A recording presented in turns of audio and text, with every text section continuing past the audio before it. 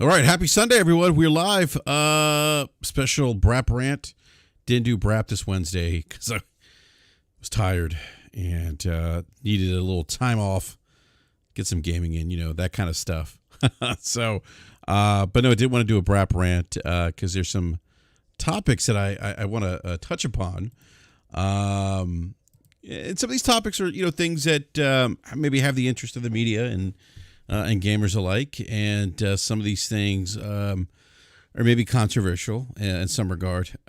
But we do have returning guests. We have Game Logic with us. Game Logic, welcome back to BRAP, sir. Happy that you could join us for this BRAP rant, man. Thanks a lot, man. Appreciate it. Absolutely, absolutely. So, first of all, I want to give a big shout out to everyone in the live chat. Thank you everyone for coming out, hanging out with us. We don't typically. I don't think I've ever done a BRAP rant on a Sunday night, but part of the reason is that one, I'm off tomorrow for the holiday for MLK. But I probably would have been off anyway because we're getting a little bit of winter weather here in the DC metro area, which is kind of interesting because I feel like this summer. I wish it was summer. This winter is kind of kicked off with snow and really cold temperatures, and I think more snow next week for us apparently. So we'll see. But anyhow, so we're going to talk a little bit about NFTs, which I think is kind of a hot topic these days. And we're going to talk about PlayStation 5. Does PC hurt PlayStation 5? And I'll go into that in a little bit here. I'll also talk a little bit about VR with the announcement of PlayStation VR 2, what that means for the industry. And, I think, I see some people debate whether or not VR makes sense for Sony to do it. Is it the future, if you will? But Game Logic, I do want to get into just kind of this wasn't like on the official docket per se, but just something I wanted to talk about because I've seen this narrative going around quite a bit, and it has to do with PlayStation 5 or PlayStation exclusives going on PC, right? And this idea that if they go day and date on PC, right, that's hurting the PlayStation brand. It's hurting the games. I've heard people say, well, what do I get out of it if these PlayStation games exclusives go to PC? So it's kind of an interesting, narrative, I guess, for me, because one, I understand that obviously look, I'm not a game designer or game developer, but I do understand, and big shout out to Optimus Code. And by the way, if you guys have been keeping up with his situation, things are not looking well for Optimus Code. He's got this rare neurological, disease that is terminal. And, obviously our thoughts and prayers go out to him and his family. And we caught wind of this news earlier this week. It was actually confirmed. Big shout out to GamerMD who actually updated us, and then Code's wife actually updated everyone as well on the GoFundMe. So,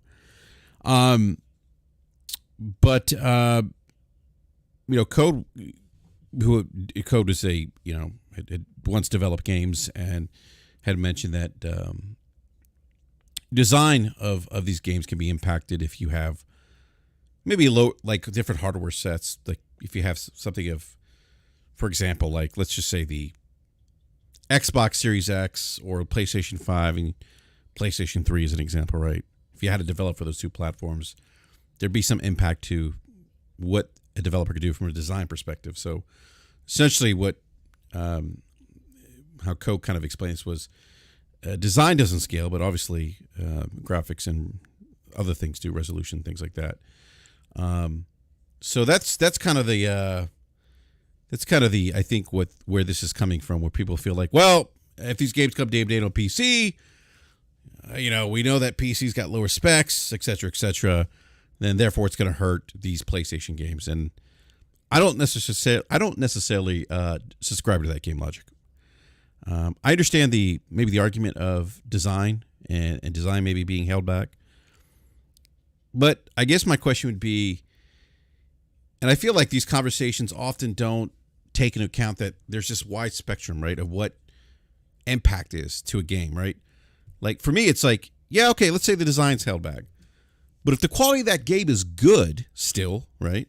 Like we could probably assume that Horizon Forbidden West, based on Guerrilla's previous work, is going to be good, even though it's coming to PlayStation 5, PlayStation 4. So if the quality of the product is good, is it really that big of a deal? What are your thoughts, Game Logic? I know it's kind of it was a little long-winded there. Yeah, I don't necessarily think that there is that much of a problem with those games coming day and date to PC. I don't think SIE really has a problem with hitting on all cylinders when it comes to production and timelines. Of course, they experience the occasional delay, as a lot of other game companies do, but they're not Square Enix either. They do a pretty good clip of getting games out of studios like Naughty Dog and Insomniac now at a pretty regular pace. Production pipelines will be impacted by additional time required for optimization to handle additional hardware sets, but we're all working on, they're all working on x86 platforms now. So I don't think that it is the problem that a lot of people might perceive that it is. There will be some additional handling that'll be required, but when a game is made for PC, it doesn't really necessarily suffer that much from having to handle lower end specs for GPUs and CPUs. So now the thing that will be interesting for Sony is they are not inherently a DirectX shop, right? So Microsoft develops on top of the DirectX set of APIs for deploying games on both Xbox and on PC. Sony does not have that. So that I don't know how much of an impact that would be in terms of handling that port. In some cases, the transition or the transfer to PC is not always handled by the originating studio, but that also may be why Sony made some of the acquisitions that they made this year, and they could give consideration to parallel those efforts up. Now,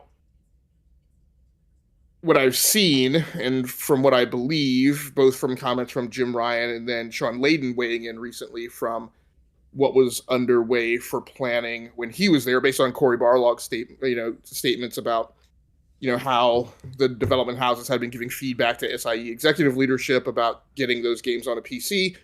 There has always been, for a long duration of time, an intention of lagging the launch of those games on PC behind their PlayStation debut in order to not cannibalize sales.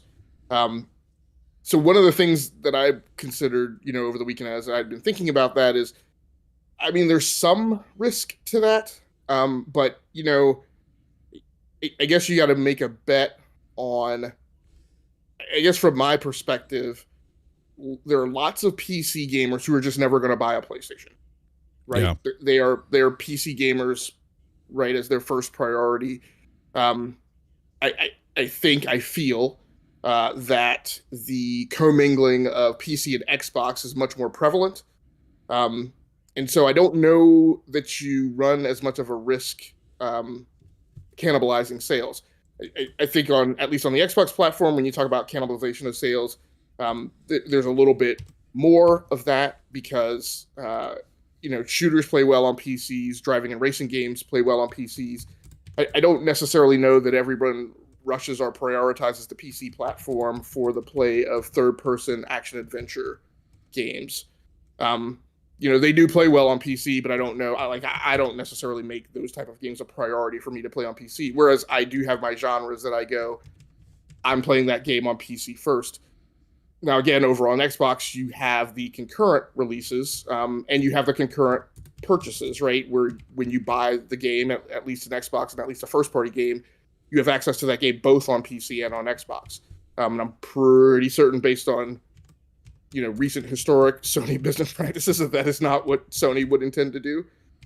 So it seems like their business model is to always lag those games behind deployment on PlayStation 5. Theoretically, out of the interest that those first party titles is what encourages people to buy PlayStations. Yeah.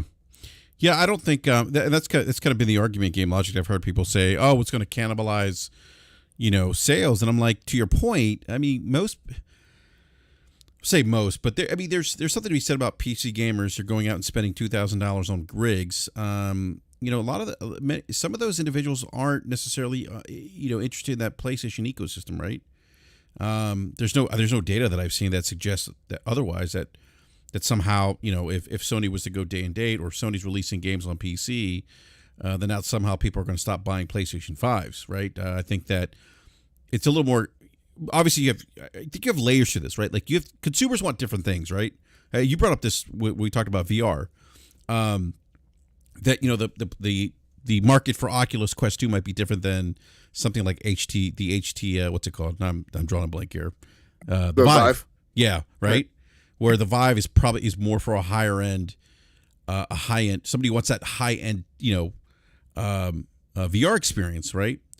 And so I think there's something to be said for that, where, somebody might not want, somebody's buying a PlayStation 5 may not want to go out and spend $2,000 on a PC, right? Or somebody who's totally happy in the PC ecosystem may not want to go out and buy a PlayStation 5. Now, you have people like me where I have a PC, a gaming rig, and I also have a PlayStation 5, right? But I'm not somebody who's going to say, "Oh, I don't need a PlayStation 5 because these games are coming to PC either," right? So it's just an interesting conversation that I've been seeing. Obviously, at the end of the day, I mean, the benefit here is Sony, right? To them at least. Where they can sell, millions of more copies of games, right? Kind of, squeeze some additional money out of some of these games that have maybe kind of, plateaued on the PlayStation platform, and get them over to PC. I think God of War is doing fairly well from my understanding on Steam, and actually that port's actually done pretty well too. So I just find it trivial. I think that people are concerned by this, and my only thought is that maybe they would be concerned if there was if the level of quality. Slow-mo says, Enrique, you get any snow? I'm out here shoveling now. Yes, Slow-mo, we are getting snow. I got a snowblower, so I'm like, normally game logic, I'd be out shoveling right now like Slow-mo, right? But I said the heck with it. I'm not doing that anymore. So Right, I'll deal with it. I'll deal with it when I wake up in the morning. And I got to figure out how to. Go ahead, Ben. and a couple of things about kind of the narrative that goes around about this topic, right? So one thing is I feel like people have maybe a different connotation than I do when they invoke that term "held back by." Right? I don't see it as being held back by in terms of maximizing optimal performance, right? And visuals. I don't look at it that way. There is some additional effort that has to go in, again, for optimizing for those different sets of hardware. But the peak of what can be achieved would certainly be greater on PC. So, like I said, I don't know that I look at it as much as being held back by as just additional effort, that has to be done. Yeah, it's additional, like, resources, things like that, which I mean, they could do. I mean, obviously, I think if they wanted to spend the money, they could add to, I would imagine, headcounts to development teams, right? Or have a different team, do the PC port, or whatever the case is, right? So, but go ahead, man. And I'm doing what I said I wouldn't do, which is I'm watching the chat. So just to maybe throw out a different perspective, and Bender of Strings is saying in chat that he feels like the day and date on PC and Xbox may have been an act of desperation. I go back to, it's an x86 platform. They're all developing on top of DirectX, and Microsoft has been doing that since the original Xbox. So as far as building on top of DirectX, not necessarily building on top of a complete soup to nuts x86 platform. So those teams are, that development pipeline is much more so building a homogenous, set of artifacts than the PlayStation is. So that's not I don't think or agree that that's an act of desperation. That's simply the way that I would approach development based on having target platforms that were inherently kind of the same. Yeah, and that's kind of one of those. I think what he's referring to, Game Logic, too, is there's a conversation out there that Microsoft went this route because their games weren't selling well on the Xbox, whatever the case is. I think that's kind of where he's. And that could be the case. Looking at it from the development perspective, like there's no way that it would make sense to me to do anything different. Yeah, no, I hear you, and I think that if my memory serves me correct, I think like you said they've been doing this for a while. And I think this goes back to either Jay's doing like mostly PC stuff, right? Before the Xbox, right, where they were doing because they did do game development, I think, right, on PC prior to Xbox. And again, I'll kind of wind this back, right? So gaming primarily and in largest volume happens on top of Windows, the operating system. All of the APIs and tools that people target are a Windows basis. That's what people focus on for their deployment. So I strongly disagree the people who are in chat thinking that it was an act of desperation. Again, I'll go back to a key element of software development, particularly when you talk about production pipelines and things these days like an agile release train and automated builds. Every release has what is essentially a fixed cost to it. So every time that I do a release, it takes a certain amount of effort, no matter what, right? Whether I and then when you talk about post-launch and you talk about whether or not a release has 15 bug fixes in it, right, or 3 bug fixes in it, there's a certain percentage of that is a fixed cost that I have to exercise myself through every time I do a release. And so when you look at software development teams, one of the things that they look to do is they look to consolidate the sheer number of releases that they do, right? Because that is what makes sense and that's what's more efficient. Often, the language that I use with my teams in the office is that, look, if I got to open up the hood on the car, I'm not going to put out a release with one fix, right? Because that's just not efficient. It doesn't make sense. Mm-hmm. There's another threshold, right, where you hit a tip over point where you're doing so much work that it becomes evasive, and then regression testing becomes a problem and instability becomes a problem. But within a pretty wide swath, there's a certain amount of time, a certain amount of work that you want to do concurrently. And again, I go back to target platforms between PC and Xbox. What makes the most sense from an efficiency standpoint is to bundle those in a singular release production pipeline and target both platforms and have it come out at the same time, again, because it is largely a homogeneous deployment target.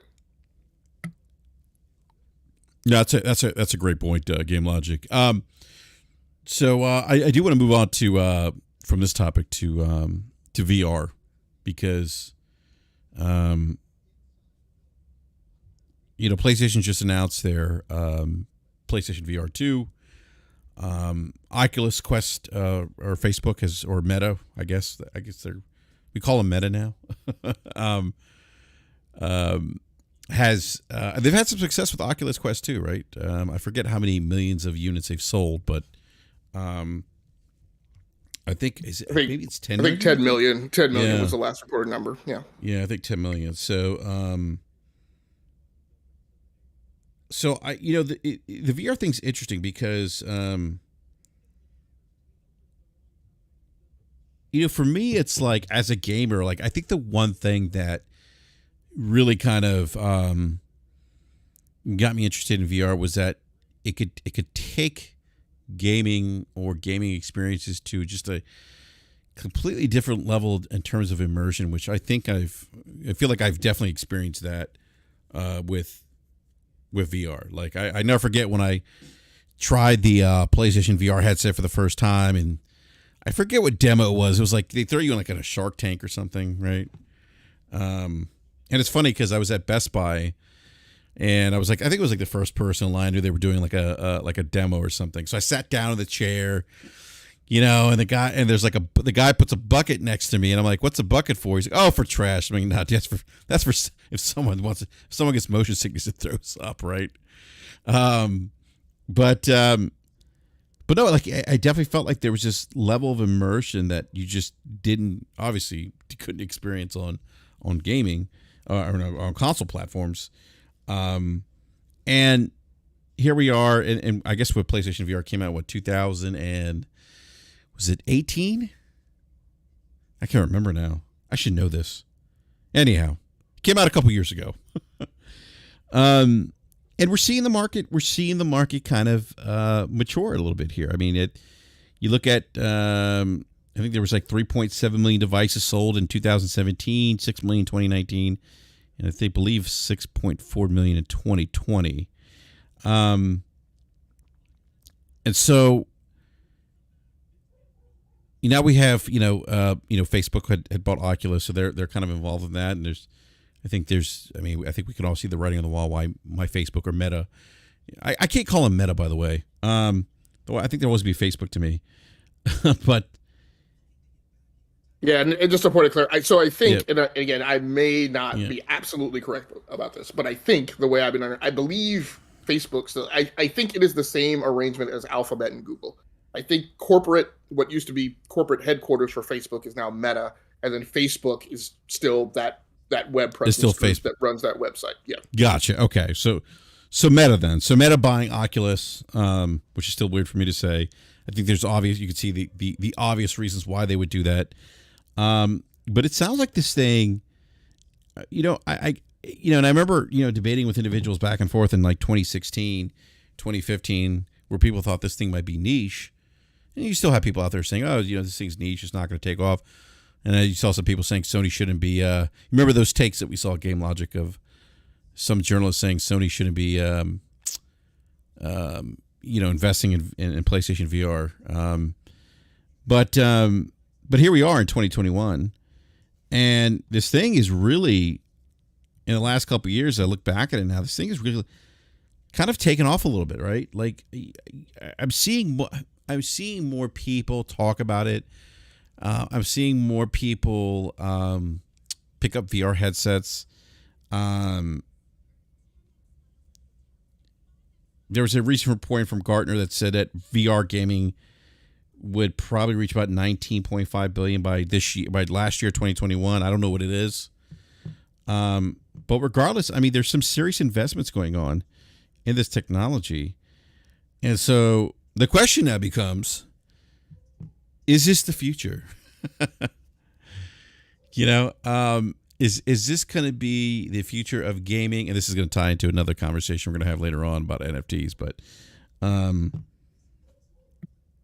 is this going to be something that's going to be a big part of the future of gaming, or is this something that could fizzle out maybe? Because you brought up some good points, Game Logic, like in all the great things VR has done, and please correct me if I'm misquoting here, but I remember you saying something to the effect that they don't have those like 3 or 4 or 5 like must-have AAA games, right? Yeah, I mean, VR is and VR is growing. I think there's continues to be a lot of the media and a lot of financial analysts who are very bullish on VR. But there's a large part of me that kind of feels like the television industry and in conjunction with the cheerleading by the media kind of tried to sell us 3D TVs, right? And those didn't really take off or go anywhere. And so I think there's a little bit of that to VR where the people who love it, including the people in the media who love it so much that they claim that it's the future of gaming. And then it kind of, the whole news cycle becomes kind of a self-fulfilling prophecy. I think my own take on it is, and this is a bit of a flight of fancy, and some of it's kind of sort of wishful thinking, but I will say my own evaluation of VR, and I play a ton of VR, as we talked about last time. I play on an Oculus Rift S, on the HTC Vive, and on a Windows mixed reality headset. My own personal experience in them is they are there are great games in VR. There, it's hard and difficult to sort the great games from the experiences. And where I am, and this is I think part of the problem with the media's view, because a lot of people in the media like these games that are just experiences, and I don't like experiences. I don't like, So dare I call them walking simulators? That's not really what I mean, but like I don't. so game I logic don't would like.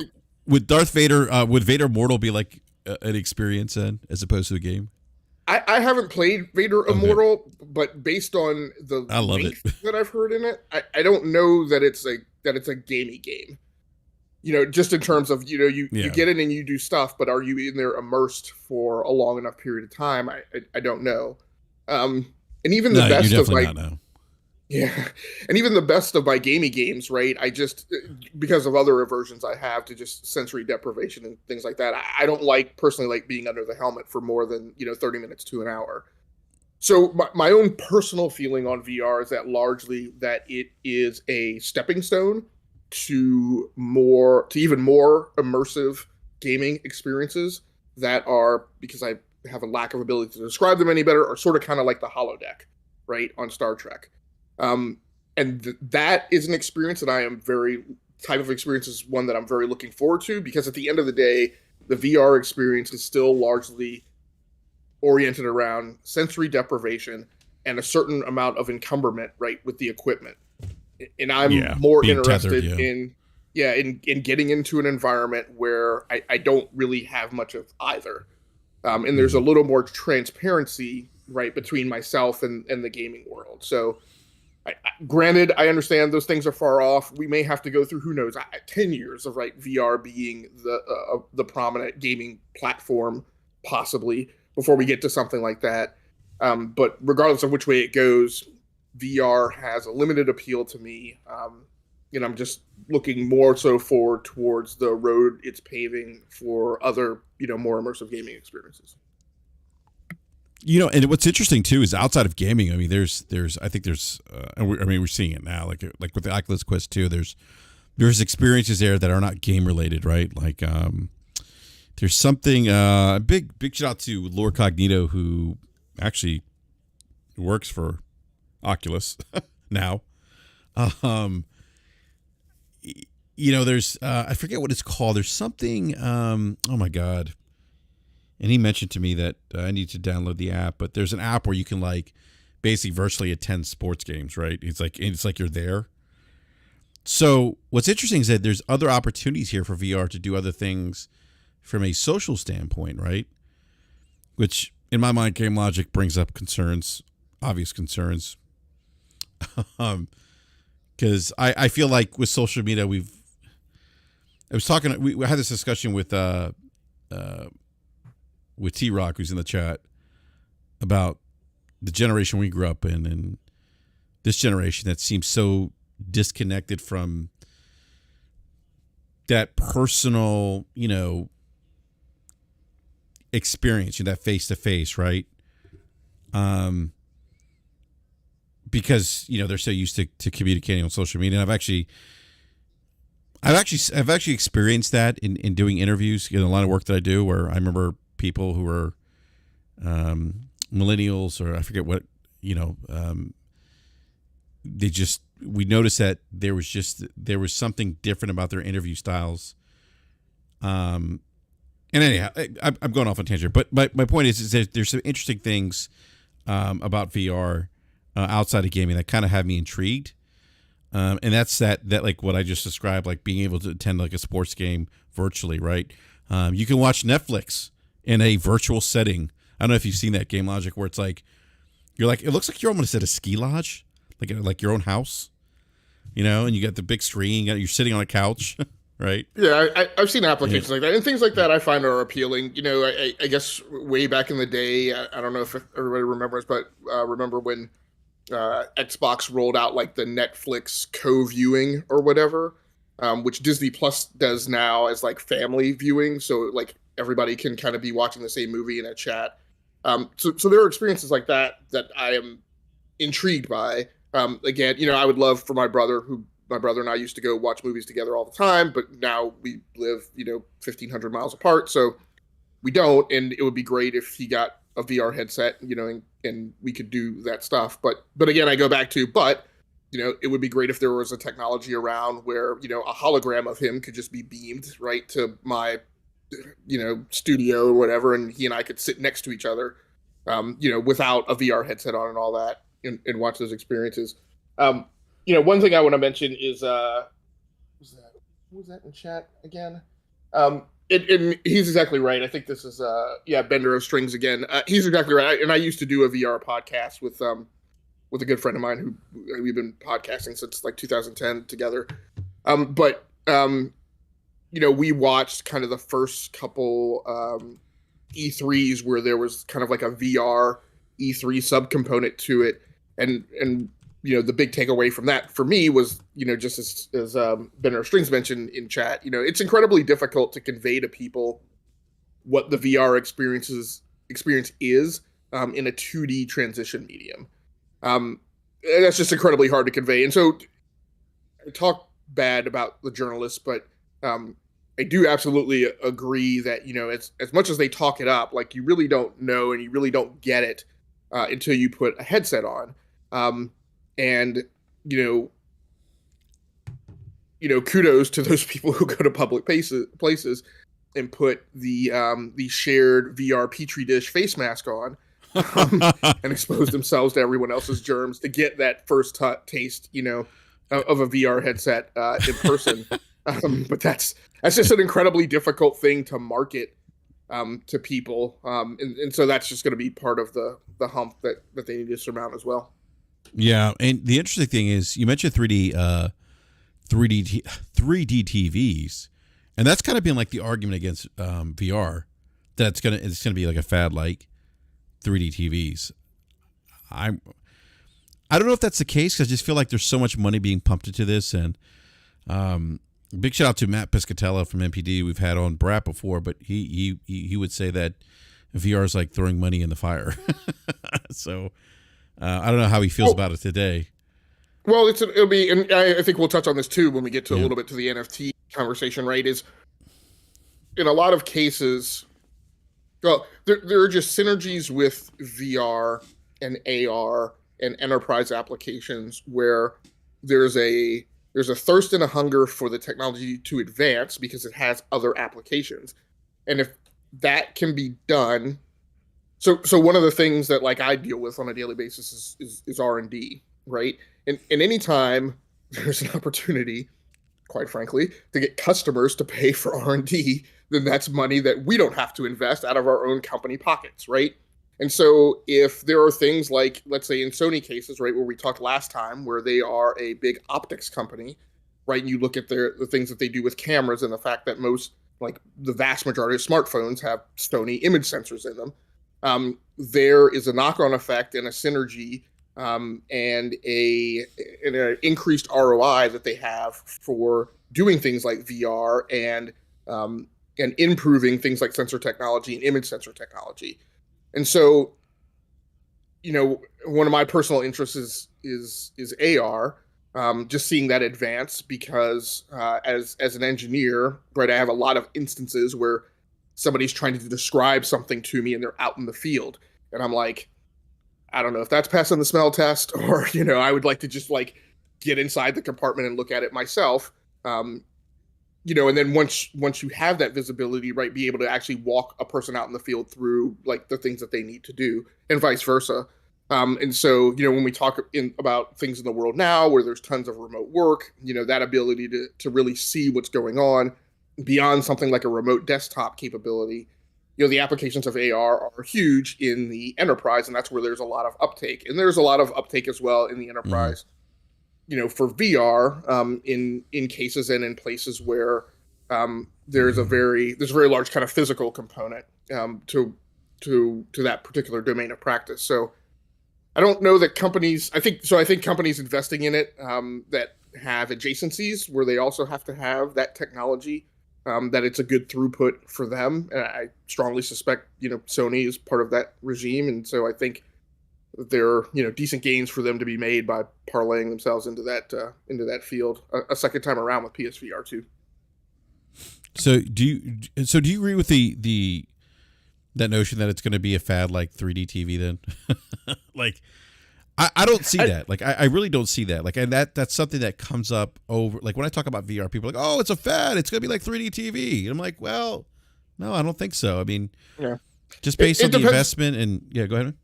It just depends on it depends. These days, technology moves so fast that it's very difficult to tell when something's going to be superseded by the next technology that comes along. And so, I mean, it could be, but I don't think it would be. I don't think it will be because of mistaken, cheerleading love and fandom of a forlorn technology, right? I think it could become a fad simply because the next thing or the next improvement comes along that just leapfrogs it in terms of implementation and gaming immersiveness. But we don't know what that thing is. But disruptive technologies come along all the time that Yeah. upset the apple cart and tip it over. But again, I don't think that money is being wasted on VR. I just think that VR is a very challenging endeavor with lots of things to surmount, like the simple fact that there is a certain percentage of the population that just can't play it, right? Yeah, that's true. And then Yeah. you deal with the fact of the notion that lots and lots and lots of human beings have a very difficult time calculating relative motion in real time, right? And then when Yeah. you slap on a VR headset, that's amplified times 1,000. Yeah. So it'll be interesting. I mean, the gaming community is what I mean. I don't know. Take a swag, not counting mobile gaming, but let's just talk about traditional gaming, because probably most of your outgrowth from VR is probably a lot from that vector, I would think, rather than mobile gamers shifting over to VR. Mhm. So we're at what, 300, 400, 500 million gamers maybe, and then what is the subset of that are interested, demographically capable from an economic status standpoint, and then you know have that interest base to get into VR. Yeah. Yeah. And it's interesting. Like the thing I was going to say is I think about VR and talk about the future and what might happen. I think of the movie, what is it? Ready Player One. Is that the future? Is that what we have to look forward to? And,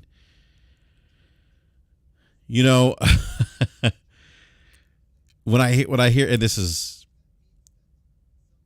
and actually we could probably segue here, but when I saw that movie and I think about people having their own digital identities, right, in that movie, clearly it's not, in that movie, the images are not what those individuals look like in the real world, per se, right? And you see everyone just tied into this digital world, and everyone's got their VR, and they're standing on those platforms that allows them to move, whatever. They have that, the ability to move almost freely, right? And so I wonder, is that, could this be where VR is heading, right? Where we have that kind of world, or is that movie just kind of, maybe Hollywood's take on what they think might happen, and just kind of a, I don't know. I mean, what do you think about that, Gimach? Do you think that's kind of where we might be heading with VR, in that kind of Ready Player One type setting? Right now, no. I mean, I think maybe we talked a couple weeks ago, or maybe we've talked kind of on the side about my personal thought is, where we're going to eventually head. As you see, kind of represented by the movement to the cloud, we're going to head to. I think we're going to head to a world of consolidated compute. Right? We just the needs and demands from an energy perspective are just going to become such that it really doesn't make sense now. I mean, I'm guilty of it, right? Of all these devices that we have, and in particular, when you get to then computers and devices with larger compute capacity, that largely goes unused, right? So you have a desktop PC, you have it sitting at home. We're going to talk about energy consumption here again tonight when we talk about NFTs. But I would definitely tell you, I probably only use, I don't know, 20% of the maximum compute capacity that one of my PCs could provide. Now, if I could lease the rest of that 80% of capacity out to other people, I certainly would, right? But I think what that's going to drive everyone to is to consolidated, centralized compute, where in a neighborhood, right? I don't know that, the vast needs of everyone from a compute standpoint couldn't be met by, some small number of machines, right, in a central location. If everybody couldn't exist with thin clients, right, for the vast majority of people, and even gamers, right, would need high amounts of compute for limited durations. But again, I think a large percentage of the power that we have goes unused, and so I think that that's where we'll head in the future. VR to me is still a very compute intensive activity, and then thinking about tons of people being involved in VR are kind of in that Ready Player One world where everyone is involved in VR. I just think that wouldn't be feasible in that type of model. So I don't know which of those, I mean, I'm hoping that we'll drive towards consolidated compute ahead of the curve of the planet becoming so overpopulated that people can't move. So I'll hold on to that hope for now. Exactly. Well, we talk about, Ready Player One, and this kind of brings me to NFTs. And so there's, I'm still, so I did do some reading on NFTs, Game Logic, and some of it's making more sense to me. And I can kind of see where the concern is as it relates to gaming, right? For example, if you were to buy an NFT for a game, and then that game goes offline, right? Because the developer says, "Oh, we're pulling the game off the servers." Then what do you do with that NFT you have then, right? But then I also see the other side of it where, and we talked a lot about this offline, Game Lives. Troy Baker's getting a lot of flack, by the way, right now for his backing of NFT. I forget what his voice audio. I'm drawing a blank now. Voice meter or something like that. It's not voice meter, but it's just a voice NFT service that is being propped up to being offered to voice actors and other voice personalities. So. Yeah, and it's kind of interesting. So there's a lot of when you say the word NFT right now, you at least on Twitter you tend to get a lot of angry voices, and with that, and why I wanted to have this conversation is because, I remember when I heard about NFTs and everyone was like, "Oh, it's terrible. This is the worst thing ever," and I didn't really read or hear anyone outside of maybe Jeff Grubb, who came on Crossfire with us, kind of give a reason why this is bad. You know what I mean? So what I saw on Twitter was, "Oh, it's terrible. We should never stand for these things." But no one ever gave me the why. Well, why is this bad?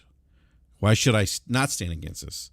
Or why should I stand against this? Why is this thing going to be the worst things, ever in video games, right?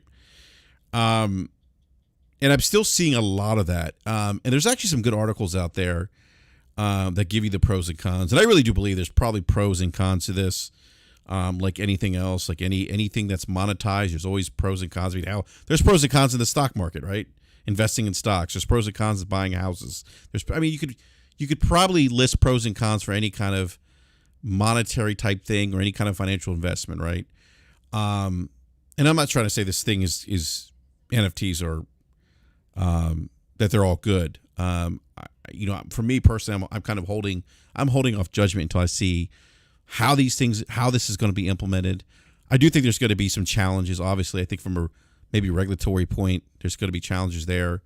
But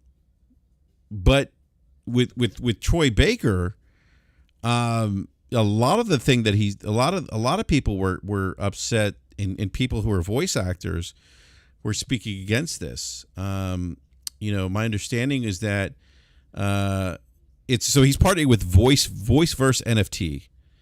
And so I'll read the tweet. This came out 3 days ago. He's partnering with Voiceverse NFT to explore ways where together we might bring new tools to new creators to make new things and allow everyone a chance to own and invest in the IPs they create.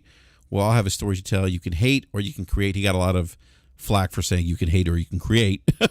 And he's since kind of walked that back a little bit. He's like, what will it be? So that definitely kicked off kind of a firestorm of controversy for Troy Baker. Because, Troy, I mean, like, Troy is one of the more well-known voice actors. I feel like he's in every game. If you don't know, he's the voice behind Joel. He's also, I can't remember all the games he's done voice acting work for, but I know he was one of the, he was in Death Stranding, and I forget the name of his character in Death Stranding. Which, by the way, one of my favorite games of last generation was Death Stranding.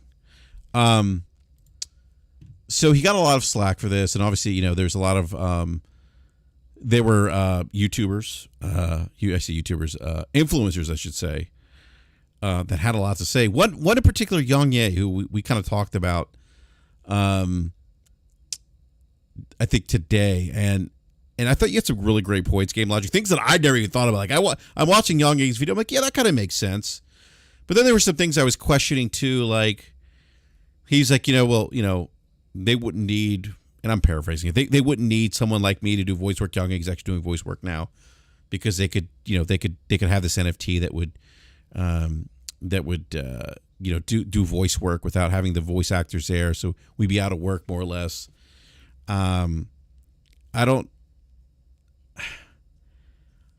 I guess my only question would be, like, we don't know that that's going to be the case, though, right? So I guess a couple questions for you, Game Logic. One, give me a little bit of your thoughts on what Yang Ye said. And two, do you think some people are kind of jumping to conclusions with this? Like with Yang Ye's example, we'll all be out of work, right? Is that the case? Like, do we know that, right? Or is it more of, hey, you know what? I don't know. I feel like I might be out of work and that's for this thing's bad. I mean, I just feel like there's a lot of unknown still, right? Yeah, so this is not going to be a short conversation, No. unless the chat erupts in a riot.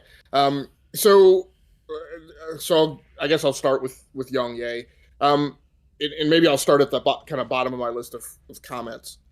So I don't know that Yang Ye is really a credible resource. You kind of look at his receipts and look at his background, and there's been a lot of things that would put him in a realm of the type of people that I don't pay a lot of attention to or listen to. I mean, so NFTs at the beginning of the day, right, are a topic of an additional path of monetization. Notionally, right, in games is what a lot of the conversation is around, at least on Twitter. Let's also unpack the fact that people erupted in riot against Troy Baker, and what Troy Baker mentioned, as far as I could tell, and it may have been like maybe I just missed it or I didn't pay enough detail to it. I don't know that what Troy was talking about had anything to do whatsoever with games. I think it was more of, I think what he was saying is, like he said what captured the interest is the idea of this platform that would really just bring resources to people that could get like professional quality voice acting to independent creators or something to that effect, right? So more of access to like maybe things that like he has access to that others wouldn't is what I'm thinking is what he said. Right. So I think over the last few days there was a big riot and outcry, mob, pitchforks and torches on Twitter about NFTs in games, and then a lot of that was hashed towards Troy. And again, I go back to I don't remember or recall, or it doesn't stick out in my mind today when I look back at the evidentiary trail. I don't remember Troy saying, hey, I'm partnering with this company so that we can put NFTs in games, right, and monetize that way. I think it was an ancillary topic that people tied games to it because they tie him to games. But actually, Troy Baker does a ton of voice acting in cartoons, right? And tons of work. I would actually argue if you really look at his CV and IMDb, he's done way more work for animation, I think, than he's done for games. So that's a thing. One of the things I think that I picked up on, as I looked at this topic over the last few days, is I don't know that gamers realize that voice actors don't typically get royalties from game sales. So the structure of their contracts is not typically, by the vast majority, one that says, hey, pay me for my recording sessions now, and then if game sales exceed X threshold, I get more money, right? So kind of the typical structure that we're accustomed to in in Hollywood and movies and television is not what voice actors get. And so when you think about somebody like Troy or other voice actors who are equally prolific, and you think about the games that they're in that have been remastered, remade, redeployed, re-released, time and time and time and time again, as far as I know, and as far as everything that I've seen from their contractual structure, they don't get anything for that. And so while we talk about this topic of NFTs, and Yang Ye brings up the notion that somebody would take the person's voice and reuse it without their permission, that's kind of exactly what happens today, right? In legitimized business frameworks that, as far as I can tell, are not contributory towards the bottom line of the actual voice acting talent. Let me tie that a little bit to NFTs in general, right? And kind of cryptocurrency. And I'm not a cryptocurrency investor. I own no cryptocurrency. I've never bought an NFT, right? But the manifesto of cryptocurrency and by way of that NFTs is it's a movement that is oriented around decentralizing the control of financial transactions from these large, humongous government and large corporation institutions that gate guard and control everything to do with fiat currencies, which most countries today are based on, and the United States is based on. Which means we're no longer based on the gold standard, and like the number of gold bars in Fort Knox doesn't really mean as much as like it used to. Doesn't mean zero, doesn't mean nothing, but that's not really kind of what our currency is based on. And so one of the things that I've been trying to pull apart in my mind and that I don't understand is, and I think we should talk about a little bit more, there's a huge part of that mob uprising on Twitter is very much about the notion of that any additional money beyond the $59.99 per video game earned by the video game industry all goes into the pockets of fat cat corporate executives. And part of the rage is against them making any more money. So maybe that's true. I don't think it is, but let's just say that's part of the rage. If there's an industry whose people that I don't want to see benefit, it is by far more so the executives at JP Morgan, HSBC, and Wells Fargo, right? Who sold people mortgages for homes, people who were not economically stable or viable enough to afford those homes. Those people were foreclosed on and thrown out of those. And those people still got bonuses. And the country and Congress subsidized that industry to keep them from going under. I'm far more interested in seeing those people disadvantaged than I am worried about, Jim Ryan and Phil Spencer not getting their bonuses. So that's part of kind of what I don't understand, right? So again, the notion of an NFT, I would say, in any other cryptocurrency, right? Let's say being used by an artist, is about enabling a transaction between somebody who wants their stuff and that artist without having the 99 people who have to get in the way of a financial transaction. If you've ever bought property and real estate, at least in the United States, the Congo line of people whose money and paperwork has to pass through their hands that I would contend arguably don't add any value, but are simply part of the institutionalization of the transfer of real estate that we've built in this country, it is ridiculous. Right? And it takes a ridiculously long amount of time, and it is incredibly inefficient and incredibly non-economical. And it sucks up a ton of money that has very little to do with the real estate itself. Mm-hmm. So, an artist who is able to charge for their work, and this is part of the confusion I've had too, because I've seen a lot of artists who have spoken out against NFTs. An artist who is able to charge for their work, and for instance, I just recently had album art, right, and lots of other artwork commissioned for our podcast.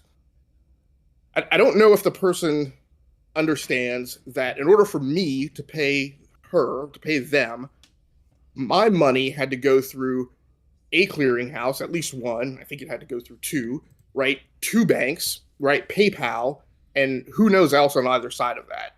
Whereas a cryptocurrency transaction, granted, admittedly, that there's a framework and a regime kind of sort of growing up around that as well. But the basic concept of that is that it's a transaction directly between me and that individual.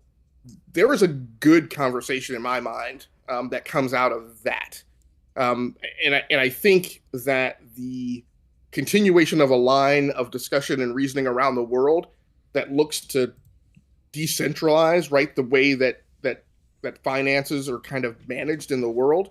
Mm-hmm. When you talk about the topic that you get charged $3.50 to go get your own money out of an automated teller machine, right? I think that is something that the world wants eventually. And so it's a little difficult for me to line up and get alongside this notion that goes along with this, no NFT conversation that, again, is the mob rioting with pitchforks and torches and just saying down with NFTs, when I don't know that everyone follows the lead line over to the conversation that really, fully characterizes it. Yeah. And that's kind of why I wanted to have this conversation. Because again, like me, like if I didn't ask the why, like why are people upset about this, right? And I want to know why, because no one's really giving me an answer. I would have been like many people who are, pitchforks up. This thing's terrible because so and so said it. Young Egg said it, and maybe it is, and maybe this thing maybe isn't a good thing. I'm not. Again, I know someone's gonna be like, oh, BRAP, you're for NFTs. I'm not saying that, right? What I'm saying is, me personally, I don't know enough to sit there and say, oh, this thing's gonna be terrible for the gaming industry, right? I don't know. I could see scenarios where it could be bad, right? I gave you a scenario earlier where maybe you buy a skin from Ubisoft that's an NFT. And Ubisoft pulls the rug under that game, and it's and that game's no longer be supported, and it's no longer on their server, whatever the case is. So what do you do with that NFT then? It's got no value at that point, right? But then I said this on Crossfire. Go ahead. Yeah, and I mean, and I don't want to. Maybe I don't mind being that guy. Like, so every one of these arguments, which I mean, and I'm right there with you, right? And I recently just kind of pulled off of Twitter entirely because I felt like this is happening about every conversation, whether it happens with the good guys or the bad guys, is people just don't want to talk, and they don't want to actually pull apart and decompose problems, right, and actually talk through the pros and cons. They just want to say, yep, nope, I'm done, I don't want to talk about it.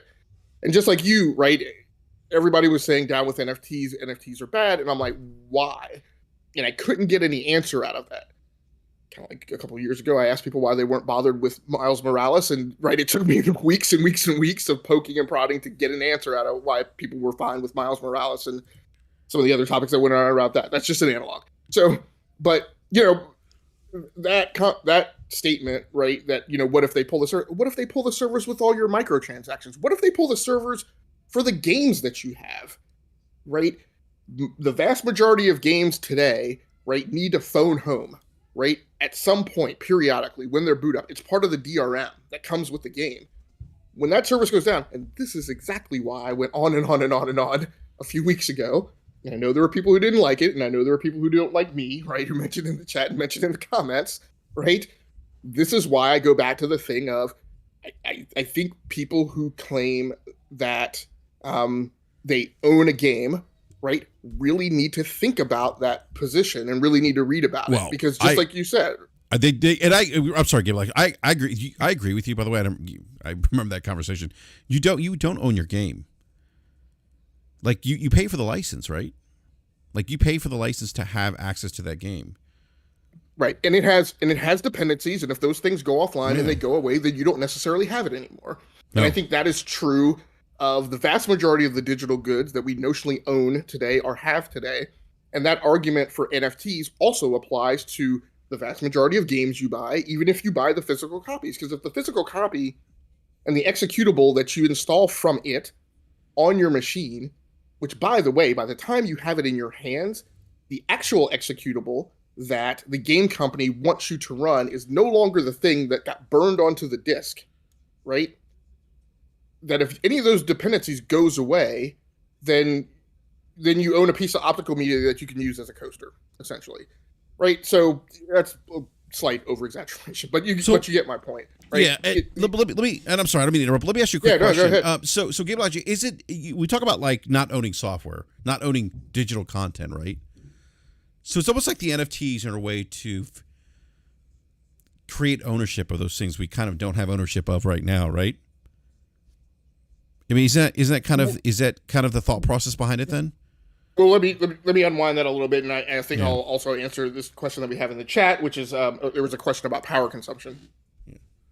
Yeah. So what an NFT does. So first of all, I think part of the concern I've had with the conversation on Twitter is that there is a vast, takeaway and misunderstanding, I would claim, of people who think an NFT is a JPEG.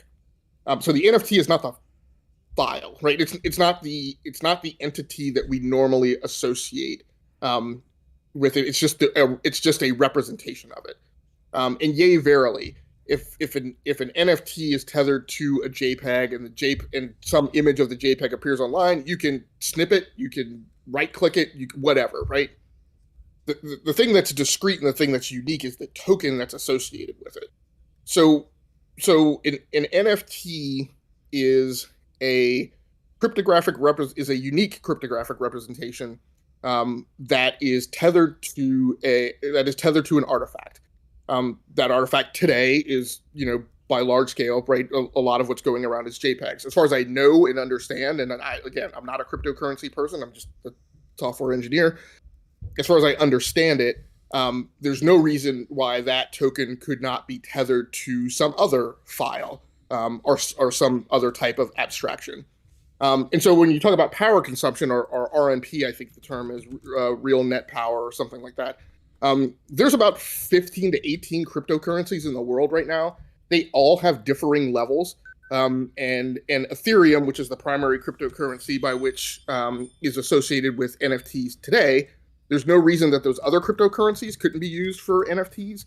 And there's no reason why the lower carbon footprint cryptocurrencies couldn't be used for NFTs. There just simply has to be enough business and market uptake behind that to make it warranted for somebody to do that implementation and to utilize it that way. There are also things going around now which are carbon accords for cryptocurrency that are oriented around encouraging cryptocurrencies in a self-regulated manner to do things that reduce their power consumption. Because what we've known, and again, I don't know that Hollywood is the best representation of humanity that I raise up, but one thing that the movie industry did that was a great maneuver is they self-regulated by standing up the MPAA, and they kept the government's hands out of regulating age restrictions on movies, right? One of the classic industry moves that has ever been done. And the video game industry followed suit by standing up the ESRB. And so there's a body of people who are trying to encourage uptake of these carbon accords so that the cryptocurrency industry self-regulates before bad things, happen to them. Another critical thing that I want to bring up, and this is again a thing that got glossed over and not taken into account in Young Ye's video.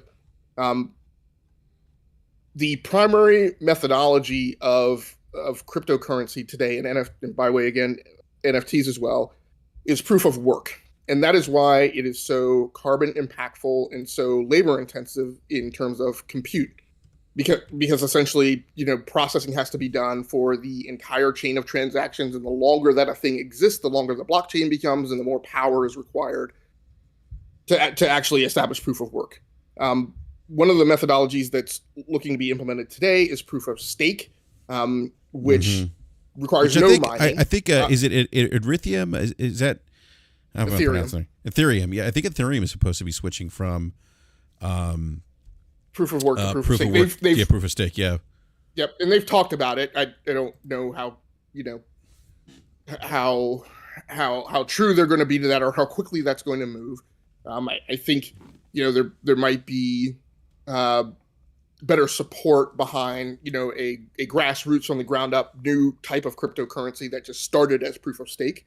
Because what Ethereum is going to have is they're going to have to accommodate and handle in their markets, right, all of the legacy cryptocurrency transactions that have already occurred that were built on proof of work. And so there's a certain kind of carbon debt that they're never going to get over, I think. But a proof of stake NFT and oriented and cryptocurrency would remove a lot of the concerns of power consumption. And again, on the power consumption topic, I go back to, I don't know that somebody whose background in their, podcast or YouTube video and who is a big monetization gamer who is obviously running a super huge, powerful PC, right, should be the spokesperson for like concerns about ecological impact. We refer to Yang here, yep. Yeah, right. That's a thing, right? I mean, and so a lot of the people, campaigning for down with NFTs, NFTs based on ecological impact is like the argument that I was, again, I mean, do all those people turn their PlayStation 5 off at night, or do they simply put it in standby? Right. So, a lot of these discussions and arguments kind of need to be trued up, I guess, from my perspective. And what I think is if you, like I said, I hate to be that guy who, offers up an argument to kind of counter every single argument. But the point of that is I think you start to tear apart and break down what the argument is really about, and that it's not about NFTs, and that is really entirely about the fact that gamers don't want to pay anymore for games.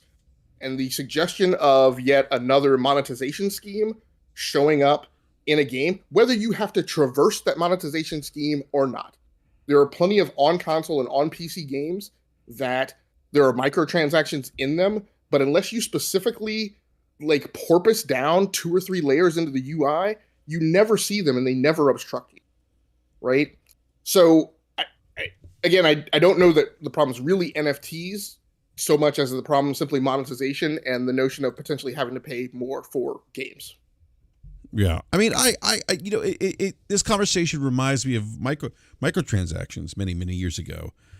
If you remember that, that conversation wasn't. I mean, that was something that wasn't popular with gamers. I remember that. You remember Bethesda and the anger that was directed their way when they had the Horse Armor DLC. Remember that? Yeah. We had to pay for that. I mean, like people, like I remember, like people were like, what is this? Like this is bullshit. Like I'm not going to pay for this. It's greedy devs, and this is going to ruin gaming. And here we are. And look, and I always say this, like the market's going to dictate, I think, ultimately at the end of the day, what works and what doesn't work, right? Like there were some microtransactions, and I can't think of it at the top of my head, but there were some that were probably egregious that just didn't fly with the market. The market said, no, we're not going to support that, right? There's been controversy around microtransactions. Remember the loot boxes, loot chests, and do they promote gambling? Are they predatory towards people who have gambling issues or something like that? I mean, these conversations have come up before, but this thing is, and I kind of agree with you. I think it probably stems from, like you said, gamers not want to pay more. Like, okay, here we are. I'm paying $70 for a game. Now wait, I gotta buy, I got this NFT now, right? And so what happens to that NFT? Do I really have ownership of it? Do I, how does it work? What if the game's pulled from under me and I can't, now I've wasted all that money and this NFTs has no value. And, and so it's going to be, again, I don't know enough for me to sit there and say this thing's terrible. It very well could be, or it could be a situation. Look, I guess for me, I kind of think like somewhere the truth lies somewhere in the middle, right? Because there are some people that think, oh, this is actually a good thing because it actually, it gives ownership. It supports, the artist, right? Where I think you said this earlier, like if someone does voiceover work, if their voice is used in a game and used again in like a remaster, they don't get paid for that or something, right? Right. Yeah, someone with like doing an NFT, they can actually like, get residual income if someone sells their work again, and they can do that through like a contract of some sorts, where it's it's basically like a royalty, thing that they would add to that kind of contract. So I'm sorry, go ahead. Right, and I mean, I'm not an advocate of NFTs coming into the standard, and I put in air quotes, like traditional contractual frameworks. Like I don't want voice actors to start getting paid in Bitcoin, right, for their number of recording sessions that they do for the company, right, and that creating like a different dynamic. what I'm saying is that there's a methodology, right, for these things to be used for artists to get directly paid. And if they want to do that, like it's not up to me to right to to create an outcry, right, and deny them that possibility. One of the reasons why I walked away from some of these conversations on Twitter is because part of the reasoning and rationale that I started seeing behind it was a criticism of people who do buy NFTs, right? And while that might be encouraging and interesting to kind of jump on the bandwagon about, I looked at it and I said, if I did that, then I would be a hypocrite because I tell people don't give me a hard time about paying for Game Pass, right? Right, and I sit on the platform of like it's none of your business and it shouldn't be part of your criticism to enter comment on how other people decide to spend their money, right? And so I'm not going to be critical of people who buy NFTs. Look, I was a comic book guy at a certain point. I've never paid for individual art from some of my favorite comic book artists, but if I were, I might give due consideration to doing that in digital format where I can move it around and have it in multiple places rather than buying a physical copy that I have to figure out, where to put up on a wall in my home. And then when I move, then I got to take care of that and has the potential to get destroyed. Right. So just as you mentioned, right, there's pros and cons to either of these things. And I think, at least for my part, I'm not pro NFT or pro cryptocurrency by any means. I hate to use the term because I don't mean this in a derogatory manner, but I'm anti-ignorance, right? And I'm anti creating a big dialogue and a narrative that doesn't have any meat behind it. Just like you said, right? Tons of people saying they were against NFTs, but what is that based on, right? Does it mean anything for people to be against NFTs when they don't know what they are and don't understand how they work? Like that's a problem I have because I feel like the repercussions of that, right, is if I am a corporate executive, right, in the gaming industry, and I kind of look down and out on the masses, right, and I see a big row being raised out of lack of information, that just reinforces to me that I didn't get them this time, but they're of the mentality that I can get over on them somehow next time, right? Because they're not really processing things fully rationally, and there's a big swath of demographic that is subject to having the wool pulled over their eyes. So I just always encourage that whenever we create a movement, right, around a thing like this, that we always kind of reinforce it with facts and a technical and a business understanding, of what's going on. Well, I will say this, like there's definitely I have seen some negatives to this. Like we talked about Lana Pierce. Somebody had I guess copied an image of her and sold it as an NFT. It's not she didn't give them the blessing or the right to do that. So we have seen some bad things from this, right? And in that case, I think that is going to kind of fuel the backlash over NFTs, right? Because people are going to say, and look, and I'm not saying that's a good, like that should never happen. And that's clearly a flaw or something that needs to be addressed in NFTs. Like I do think the challenge, I think, with the NFTs is there's got to be some kind of regulatory body or something, right? Because you can't have situations that happen to Alana Pierce happen, right? Like that, like people shouldn't be able to make money off her image or likeness via an NFT. I mean, yes. So to me, the technology needs to be refined so those types of things don't happen. Yes. But again, I go back to there's tons of Photoshop porn about Alana Pierce running around the internet, and they don't have anything to do with NFTs. That's true. Right? So that threat exists, right, already. Right? So, and again, she's a personality in games, but that crime doesn't have anything to do with NFTs in games, right? It's an ancillary thing, and I know the gaming community is going to capitalize on it, but again, they're to me they're separate topics. Yeah. But one of the things. people are gonna point though. They're gonna say, well, wait a Oh minute, yeah, like this is and I get that. Like but credit cards can also be compromised, right? well, So if I get my go credit back card to stolen, go back to down with Sony. credit cards, right? I mean, Yeah, the compromise of the the PlayStation PlayStation. Network, Yeah. which all gamers have miraculously forgot about, even though it happened Oh, for so several let me, weeks in Game Logic. 2011, right Some before. haven't. We come across some of those guys in the chat. I'll never. I don't trust Sony. They compromise. They're. So you No, get. that's exactly right. I mean, Yeah, I get what you're saying. That there's risk in anything. There's pros and cons in anything that involves any kind of monetary investment. I get that. Microtransactions, same thing. NFTs, same thing. I guess for me, like I wanted to have this conversation because again, I feel like what I'm reading is like, it's just either I just don't care enough or it's just not resonating where I'm like, yeah, this is really bad. Where I'm just like, you know what?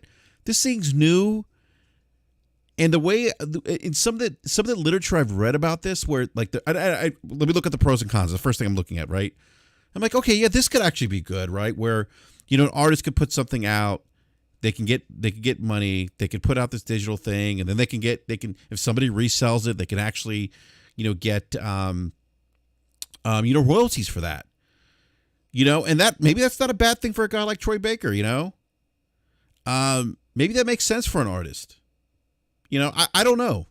I mean, we know that, and I use this example on Crossfire Friday, and I kind of think I said to the chat to the panel, I said, you know what, I don't think this thing's gonna go away. I could see this thing taking off, and I use myself as an example, Game Logic. Imagine Bungie. Let's say like I start the BRAP clan on Destiny 2, right? And Bungie says, hey, Enrique, for $15, we'll make you a custom, BRAP armor set that's unique to you. Again, like literally, I used the exact same example on my podcast like 5 or 6 weeks ago. I mean, and I said, look, if somebody said, hey, you can pay to have a unique set of armor tokenized for your E2KG co-host, and only you guys will have this armor for your Guardians, that might be something that I might be interested in. And I think you got a super chat, which I think you're gonna talk about. But one of the things I'll bring up is, just like this person says, and I think Ryan Landis also said a little while ago, it could be used badly. And Ryan said that, I think people do have other concerns, and I don't disagree with you, Ryan. All I'm saying is that when somebody has a concern and they're concurrently doing the exact same thing themselves, then I have a problem absorbing that concern as a credible, right? Game Logic. So when you say they're doing the exact same thing, like what do you mean by that? Like what is it? Well, what I mean by that is like what I said about like people Yeah. who are concerned about the ecological footprint. Like, look, I don't like workers being exploited, but I can't say that I don't have an iPhone in my pocket, right?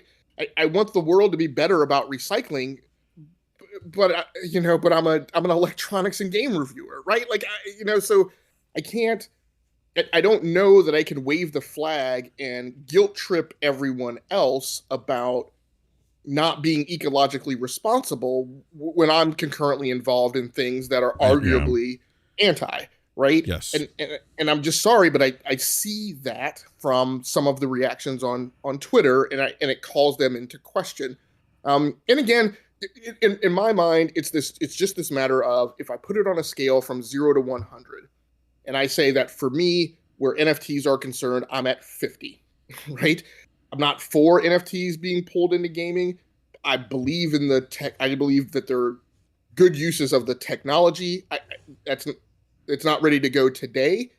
I think it needs to be improved on, and I mean good uses of the technology in other applications, being somebody who works in identity and credentialing and non-repudiation, and making sure that when a person like signs into a financial website or whatever where they need to have a unique ID, right? NFTs can be used, in that vein. Like, imagine a world where hacks of databases containing credit card information don't matter, right? because an NFT is associated with your credit card, and it doesn't matter if somebody has the information unless they actually have the NFT, right, and your credit card's tokenized, it doesn't mean anything, right? Those are potential applications that could be realized, right? So I'm at a 50. For the people who are anti-NFT, I'll put that in air quotes, who are arguing to the left of the spectrum in the 30 to 50 range, I get it. They probably have valid concerns. I'm willing to listen to those, right? The people who are all the way on the left, right, and arguing in the 0 to 10% range, some of the arguments that they're bringing up are getting into the realm of conspiracy theories, right, and are supported by a vast amount of just lack of knowledge and misinformation. And I think that argumentative standpoint, just like I would say to the people who are all the way arguing on the 90 to 100 end of the spectrum, can be potentially dangerous and can be looked upon, very poorly and lead to different dynamics, right, in the relationship between suppliers and consumers. Is all I'm saying. Yeah, that's a great point, Game Logic. Do we have the super chat here from Strictly Gaming? Thank you, Strictly. I appreciate it, bro. The $20 super chat says the idea of NFTs are cool. I really have nothing against it, but the thought of how publishers will use NFTs is what I do not like. Maybe I'm tripping, but this is probably the thought of a lot of gamers. I think that's a fair question and thought. I mean, like, and that goes back to the backlash of microtransactions. How are developers going to use this?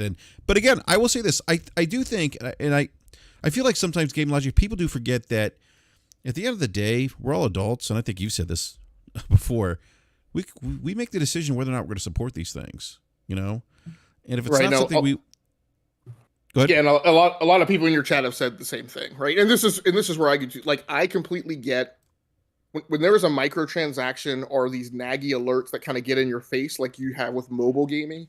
I get the outrage at that, right? I get the, hey, I just finished a level and I get a pop-up on my phone that says, hey, if you had just bought the battle pass, or you can buy like 1,000 more coins, right, at 10% off this week, and I have to engage in an action to actually clear that notification off my screen before I can proceed on with it. That's an invasive application of those types of things, right? But when there are microtransactions that are 2 or 3 layers down in the UI that unless I ever deliberately traverse down there, I never see them, right? And they never impact me. I see them in my peripheral vision. I don't feel like that's an invasive application of that type of thing. Yeah. Go ahead. Let me pitch a topic too about this notion of like people who are pushing back on any type of monetization.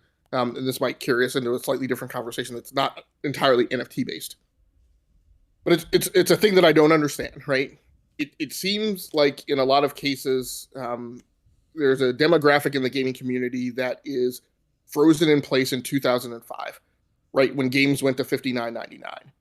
And if you're kind of a conspiracy theorist and you don't believe that the cost of games is rising, which I think literally every developer that I've seen write anything about says that they are. Game Logic.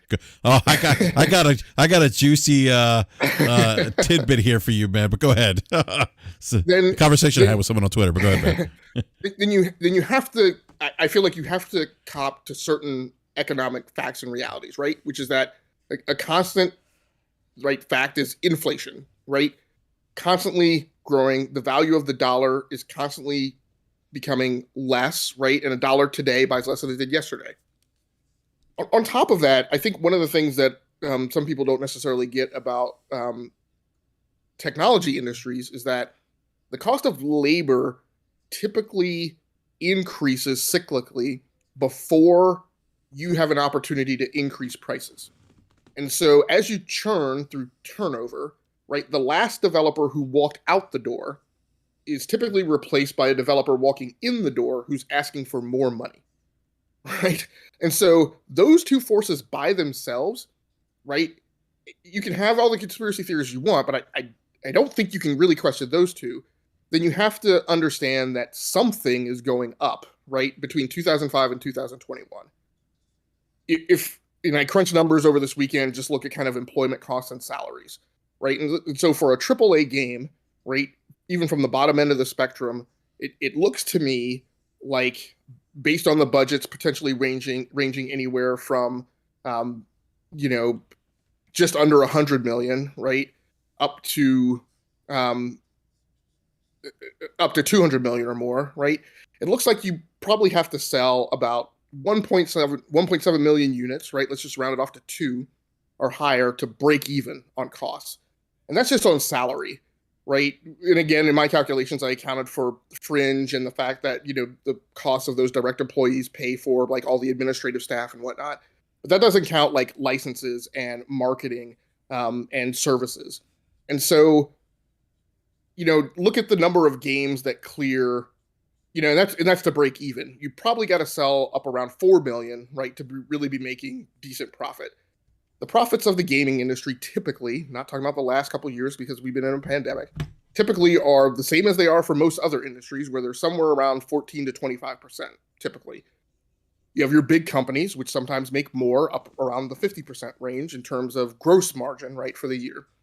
But you also have, for instance, Take-Two, who just bought, right, a mobile gaming division whose whose margins tend to be significantly higher over the last few years, right, who have been down at like the threes, right, for net profit, right? And actually, Zynga, the company they bought, has also been down that low, right? So it's kind of like T-Mobile and Sprint combining forces in some ways. But these these margins aren't, to me, don't translate into this fear that like the corporate executives and the fat cats, right, or that all this money is going to the corporate execs. Again, a lot of it is driven by the increasing cost of the labor force. Yeah. Well, Game Logic, this is so. Bed of Strings brings up something that I've seen a lot. And he says, and this is a great point. I think what frustrates gamers is when publishers, console providers announce record revenue or record profits in one breath and then raise prices and cite increasing development costs as the reason. You and I were in a Twitter conversation where that was kind of being discussed, right? I'm not sure if you remember that conversation, but yeah. And one thing is, so, I mean, and please, like, if I'm not following this through logically, let me know. I tend to think of myself as a fairly mathematically inclined, quantifiably inclined person. If the price of games hasn't gone up, right? And yes, companies have made record profits, again, over the last 2 years when we've been in a pandemic, when we knowingly have larger numbers of people playing games. But also, let's just talk about the evolution of humanity and the fact that there are simply more gamers, right, today. There are more people consuming games. They're making those record profits on increased sales, not necessarily on increased prices. Now I'll go back to, and yes, in some ways, virtually prices have increased or they're bringing in more revenue because of the presence of microtransactions. But again, I go back to, if they haven't raised the cost on games beyond $59.99, then it's kind of no wonder that if your risk management is oriented around the fact that you need to sell 4 million units, again, I'm talking about mostly a AAA game, that you want to de-risk that threat, right, when you greenlight projects by doing things like microtransactions, by doing things by selling, deluxe and collector's editions, by doing things by, selling DLC. And one of the other things that I think of strongly in the last few weeks is, to me, I feel like also the gaming community pushed back on other models of revenue generation that we didn't like. Like, people got tired of paying a monthly subscription fee for MMOs. I never played an MMO until they went kind of the Destiny 2 kind of route, where they went to, DLC, expansion packs, whatever. But I was always like, I don't want to pay $10, $15 a month for a thing and then feel obligated that I have to play that game for some number of hours, right? So the gaming community pushed back on that. I remember very strongly, right, that we pushed back on Call of Duty and selling map packs at $15 a pop or more and not releasing them really that frequently, but also bifurcating the gaming community, because how many times were you in that group of friends where either you bought the map pack or you were the guy who didn't? And you get match made into a round that uses that map. And then what? You got to drop, or you're the person who doesn't get to use your map pack because your buddy didn't buy it. And the way I remember it is that lasted 2 or 3 iterations. And then About the third or fourth time that you were match made into a thing that used that map, you were kind of like, hey man, really good gaming with you, but I really need to like go play by myself or go play with other friends who have bought the map pack, right? Yeah, I So remember those days, and if you were, and there were times I experienced that where I actually was like, you know what, I'm just going to buy the map pack. So it was something not that I was forced into it, but you're kind of coerced into that, right?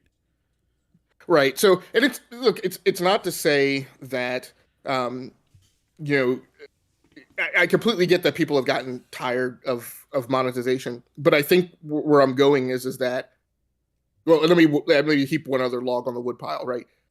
The other thing is these are AAA games again that I'm talking about.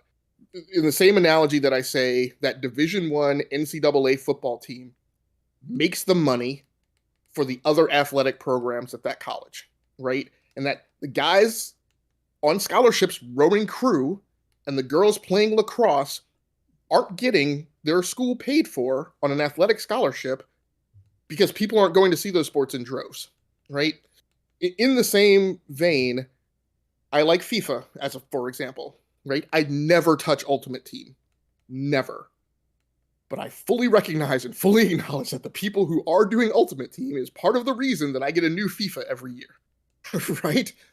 And part of the reason why you get things out of Electronic Arts, like I think they have published some of the Joseph Fares games, Yeah, and they yeah. It takes and then two, and yeah, yeah, yep. and then they published the game a couple years ago that it wound up not being that great, but the thing about like mental health or whatever and fear and anxiety about the girl on the boat or whatever. I can't remember exactly the I name of don't. that. I just so but yeah, from these big companies, right, and Microsoft, right, some of these types of games, and I fully acknowledge that the reason you get those games is because of the AAA games, right? Because those games aren't clearing the 4 million unit sales per year, and they wouldn't self-fund themselves and get greenlit by these large companies to do that type of content again. And right, so part of me is I get it and I understand that people don't like it, but at some point, right, the data that I'm seeing says that something's got to give, right? One of the things we don't have in games is we don't have tiers of product differentiation and price, right?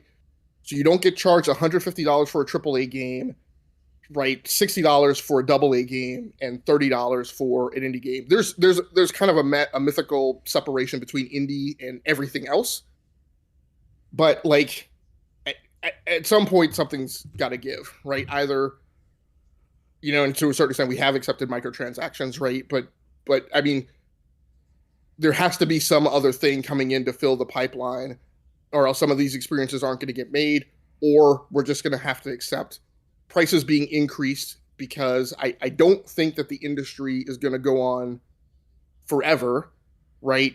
Not being able to collect revenue, which has just been like, I mean, I'm not really saying anything new. That's been the historical trend, right, between 2005 and now, is that the industry has found other revenue pipelines to bring things in and make an Yeah, attempt to keep up with costs. yeah. And I always said, once the consoles became connected online, that's what changed everything. You know, it gave them the ability to do downloadable content and do all these things that we're seeing now. And I again, for me, look, I'm not anything that's egregious. I'm going to say they shouldn't do that. But at the end of the day, I always say that the market's going to dictate what's successful, what's not. I think people tend to forget that, and I think that if you don't like something, you don't buy it, right? Right. You know, and I'm sorry, go ahead. no, and I guess and I guess for me that's why I'm kind of like I'm not overly like angry at the whole NFT thing because I'm like, look, if it's not for you, don't get it, but also realize if it's something that people find value, you might be on the outside looking in. But ultimately, what should matter, in my opinion, is that you're not partaking in something you don't see value in. And I think that's the power of consumers. And I think people sometimes forget that. I could be wrong, but I feel like they do. Absolutely. I feel like they Right. do. And yeah, and that's part of the thing about the game community too, right? Like I feel like we need to demand consistency and also understand when the data shows something different than what we're railing against, right? My right? Current example, my most recent example is Battlefield 2042, right? We raise up arms about microtransactions and yada, yada, yada. And yet this game, which is a paid game, it's not on a subscription service, really. No. I mean, maybe some of those players are people who are subscribed to EA Play, but this game, which is notionally a bad game, right, has also been one of the most highly played games on Steam. Right? So this is an instance where people are clearly voting a certain way with their dollars, which does not equate to the dialogue that's kind of running around Twitter.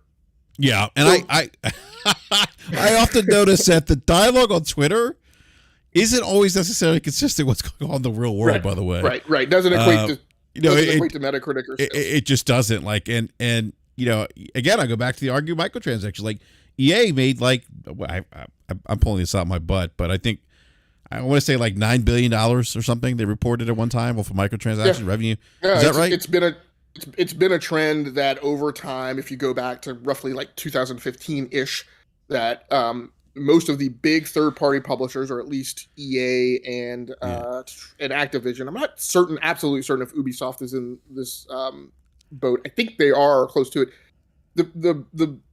The bulk of their revenue, right, is coming from microtransactions, right, which include things like battle passes and season passes, right? Yeah. It's not coming from the sale of the $60 game. No, and I'm guilty of partaking in microtransactions. I do it with Warzone, or I was doing it with Warzone. I'd buy the battle packs, whatever. $20. You rank up to the season. You don't even have to grind. I'm like done. It goes back to what I was saying about the whole NFT thing with if Bungie said, "Hey, we'll give you a BRAP, armor set." Like, of course I would buy that. Because I see value in it. That's what I'm saying. Like, I kind of think, Game Logic, that even with the NFTs, I think that if they're not egregious, I think this thing might stick around. For the example I just gave, like a Fortnite, where I think somebody in the chat, I think Crossfire was saying that people were trying to buy something Fortnite outfits or something. I forget what it was. Something Fortnite related. But imagine a game like Fortnite, where Epic says, "Hey, you know what? We got this NFT for you, and it's going to be unique to you only. And if you want to sell it, you can, right? But imagine that." Right. So what other thing in chat here? So Benner of String says, if rising devs costs are such an issue, how can that be sustained in a day and date subscription model like Game Pass? So one of the things I commented on in my final throws before I left Twitter is there's not. Well, I think Sean Layden Sean Layden, by the way, has talked about that. Bender Strings. I don't know if you heard what Sean Layden said. I don't know if you heard what he said too, Game Logic, but we can talk about that. Go ahead, man. Yeah. So there's not digital scarcity or supply constraints on digital goods, right? So when something goes into Game Pass, it is not an exclusive to Game Pass inherently. It might be an exclusive to the Xbox platform, but that game is still sold. It's still sold on the Xbox platform, even though it's in Game Pass. In many cases, it's still being sold other places on other digital markets. And so Microsoft buys, and I'm just picking round numbers here, right? Buys 1,000 licenses, let's just say, right? Or the monetary equivalent of 1,000 licenses for that game to be on Game Pass, right? If I got to sell 1.7 million units, right, to break even, then that's 1,000 units less that I have to sell, right, during my risk window. And that's the effect of Game Pass. And on top of that, you also then have to take out of that whatever percentage, right, Microsoft uses in its model to account for the amount that comes out of a Game Pass subscription that is allocated to each game, right? And I don't know exactly how they do that, but I will say from working in cloud subscription industries, right, and service subscription industries, that what you basically do is you accumulate fee from all the customers, and then you allocate percentages of total fees collected to the different cost centers, right, that the other products come from. So however that model works, right, that would be some of going into that risk number. And I want to also say, on Game Pass, I think one of the key things that Spencer mentioned a few months ago that I don't know that everybody keyed in on, right? Is Phil Spencer said that the model's sustainable. He didn't say that the model's profitable. And so again, if you elevate, another 10,000 feet and you look at things from the Microsoft perspective, I don't know that I believe that Microsoft feels or thinks that Game Pass has to be profitable.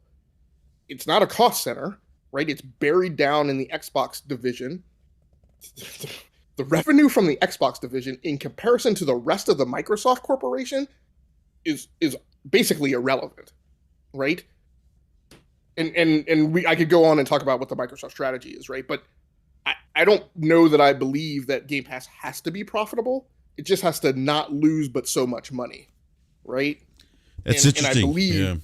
I believe that Microsoft is okay with that because Game Pass is a strategic play and is a loss leader and isn't necessarily its own individual as cost center that needs to be profitable.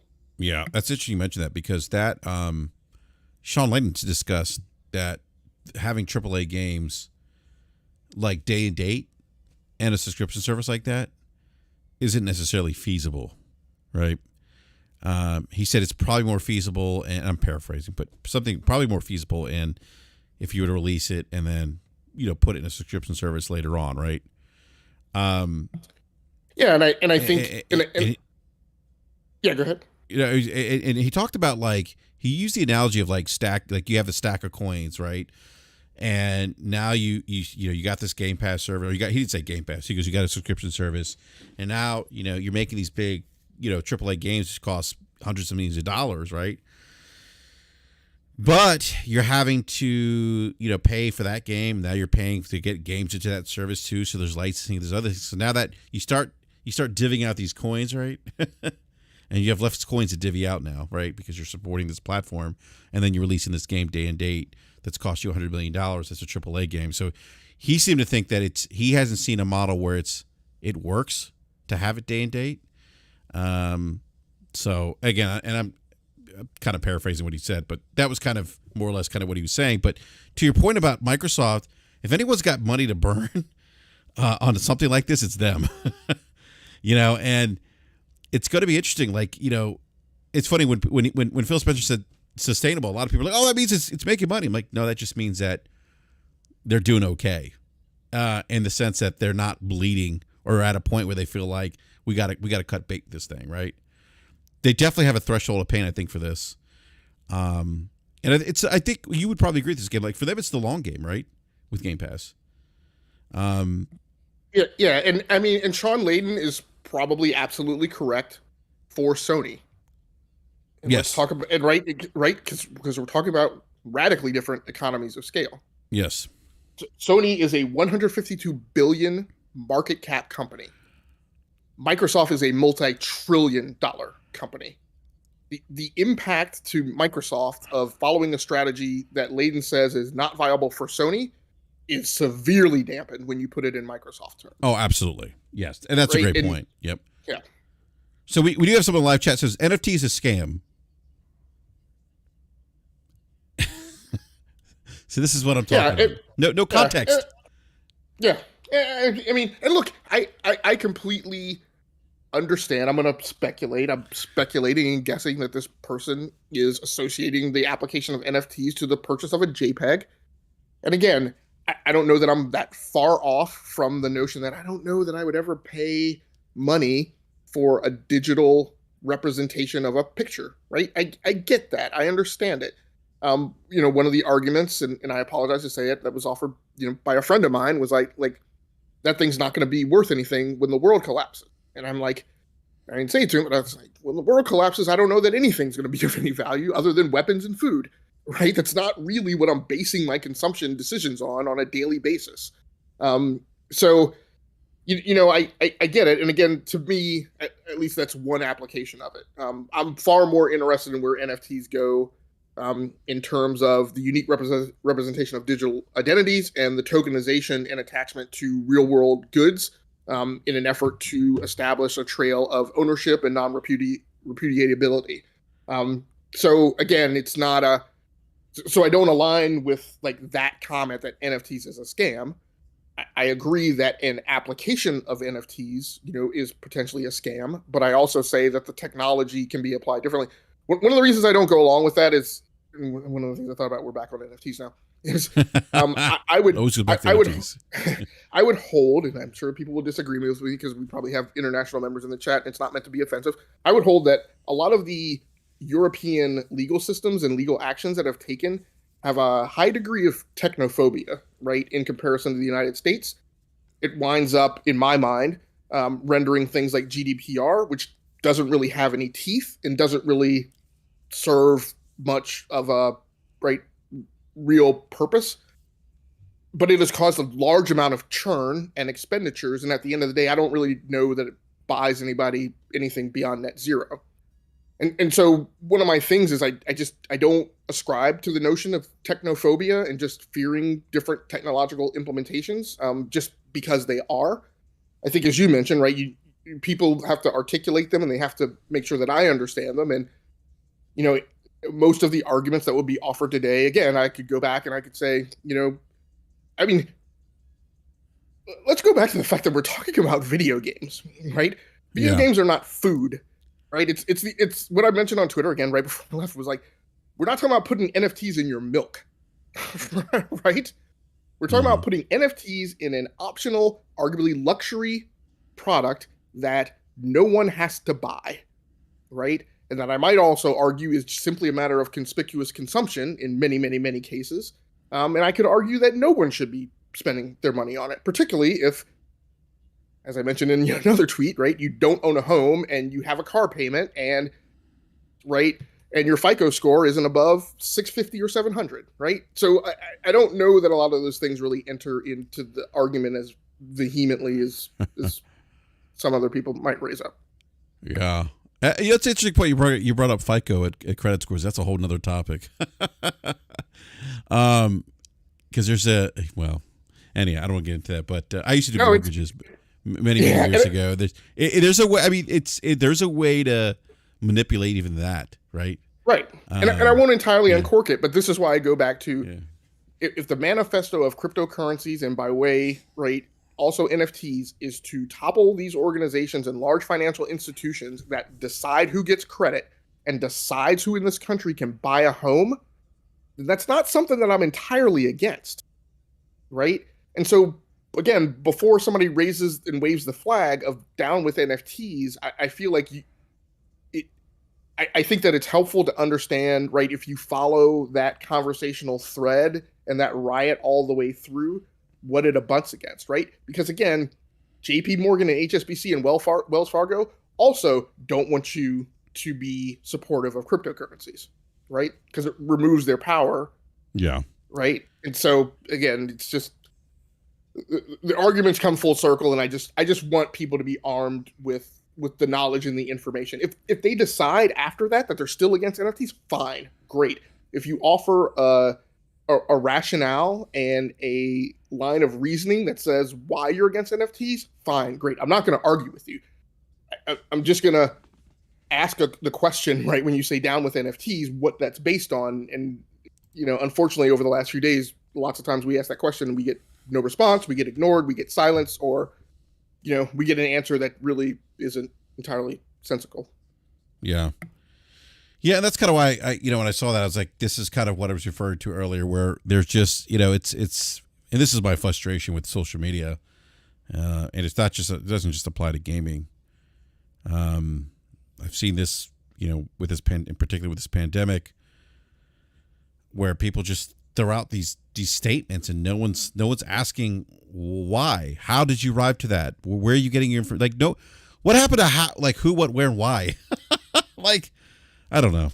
I have my issues with social media. I really do. I didn't really give too much thought to it, and until after this pandemic, to be honest with you. With the amount of misinformation that I've seen, and people, I don't mean to kind of get off topic, but people, arguing doctors, people who are experts in a field, right? Like, wait a minute, like, what are you doing? Right. You know what I mean? Like, it's mind boggling. Right. I mean, the Twitterverse is a crucible that kind of decomposes things to its 280 character limit, which means binaries, right? It's either for or against, and it's very little, in between. And that kind of goes back to what I was saying earlier about if we go, this whole world where we're disconnected and we go to like something like Ready Player One, where now it's like people don't even have conversations anymore, right? Because of what you just mentioned on social media, where you're not connected to a person. You can say whatever you want. There's no consequence to your action or behavior, whatever. But there's also no real dialogue. That is, right. That's unfortunate. I feel like, I feel like we're losing that, and that's a little concerning to me, because it's hard for me to find people that want to have dialogue. I was on Crossfire with. I'm on Crossfire every Friday, Mooch's channel. And Mooch and I talk quite a bit behind the scenes, and I don't always agree with him. He doesn't always agree with me, but we have dialogue, though. Yeah, which is an exchange of information by which both sides learn something. Yeah, right? Even if it's just hearing another perspective. Yeah. One of the things I'll say about right. One of the things I'll say about social media, it's a very unpopular thing when I say it, because again, unfortunately, sometimes this is a thing that can be vectored at the good guys as well as the bad guys. But anybody who like on Twitter, it always frustrates me, these people who say, "Hey, what are you playing this weekend?" Right? And you answer the person, and lots of people answer the person, and there's never any feedback back, right? Or the person only answers people who already follow them, right? And so in a lot of cases, that type of behavior and other types of behavior where I see people like raising up certain games, or in cases like this NFT thing, like if you announce something on Twitter and you engage, and there's both types. There are people who only engage with the people who reinforce their belief that they stated. And those are the people that I guess my only takeaway from that is they're just somebody who was interested in being affirmated by like the echo chamber, right? Then this is one of the things that frustrates me, right?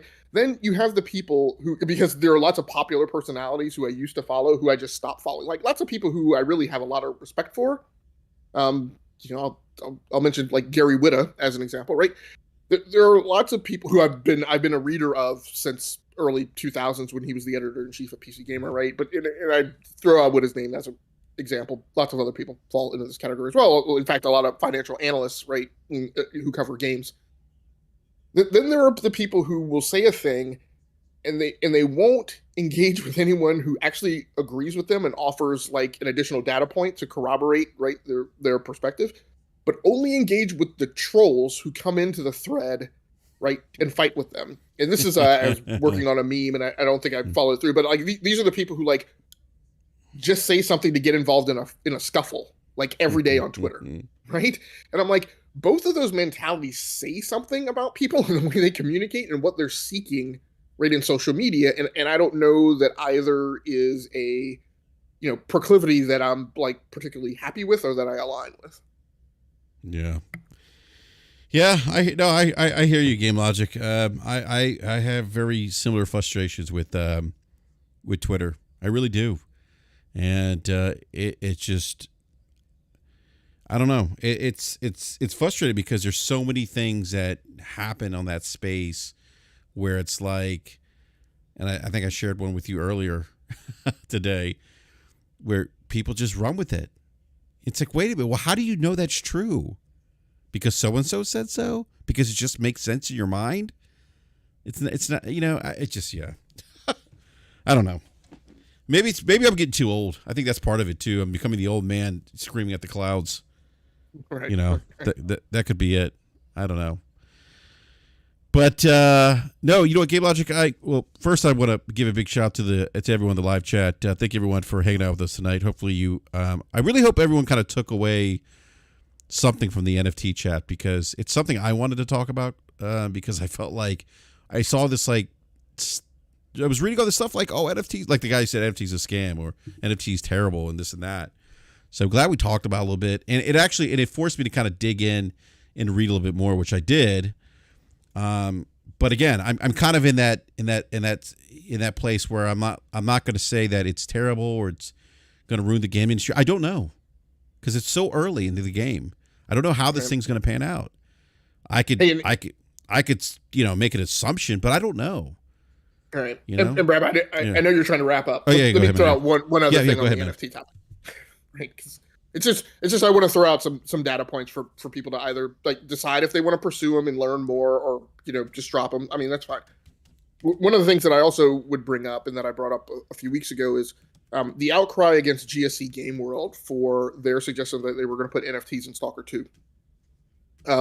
Again, all full well if you think that you know everything that you need to know about NFTs, right? But one of the things that I was concerned about, right, in that dialogue was that I don't know that everybody understands the history of GSC Game World and what has gone on with Stalker and Stalker 2, and understands some of the dynamic that might be behind that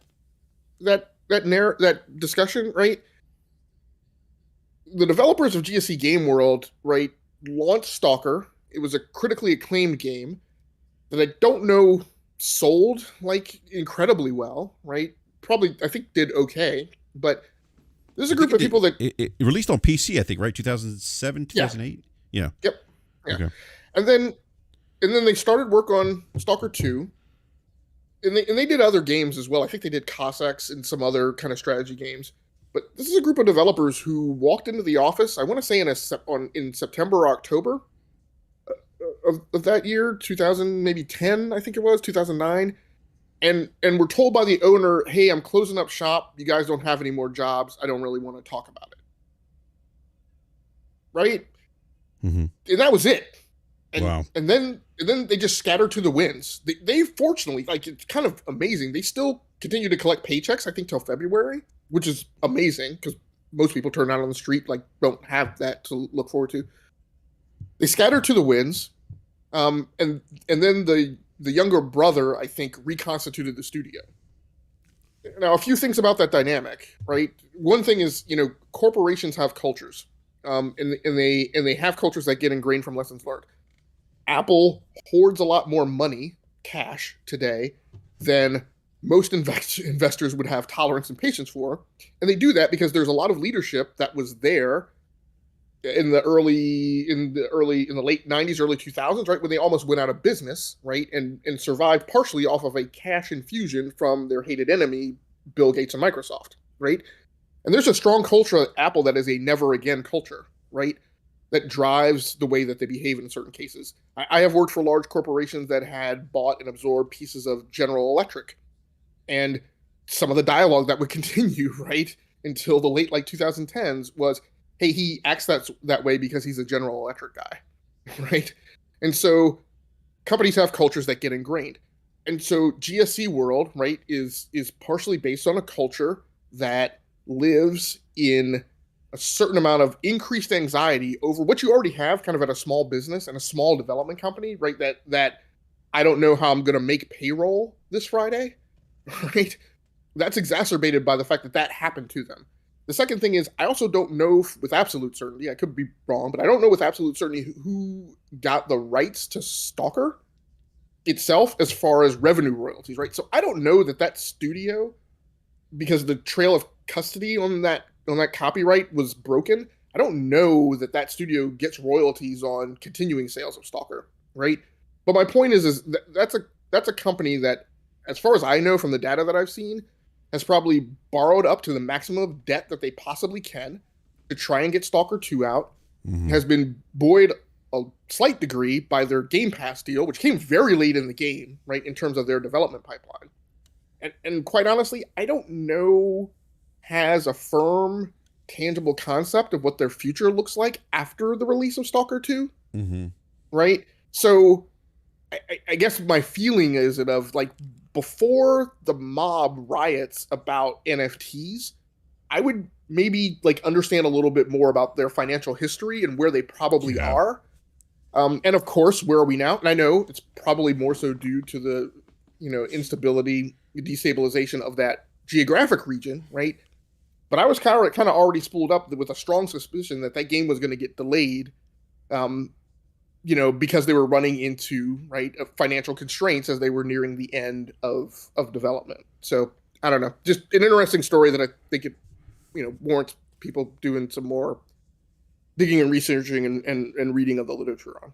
Yeah, that's actually, I didn't know. I didn't know that, and that could potentially explain why they made that decision right initially with the NFT stuff. But again, it's a situation where if you don't know, you're throwing up the pitchforks and you're saying bad developer and you're greedy, which is what I saw. But no, that's actually I'm glad you shared that, because I literally had no idea that was happening or that happened to them. And so with that, it probably makes sense again why they went that direction. Again, they've walked that back, but I mean, look, game development is it's challenging, it's risky, which makes it more impressive that Sony and Nintendo have been able to do what they've been doing, and Microsoft to an extent for such a long time, right?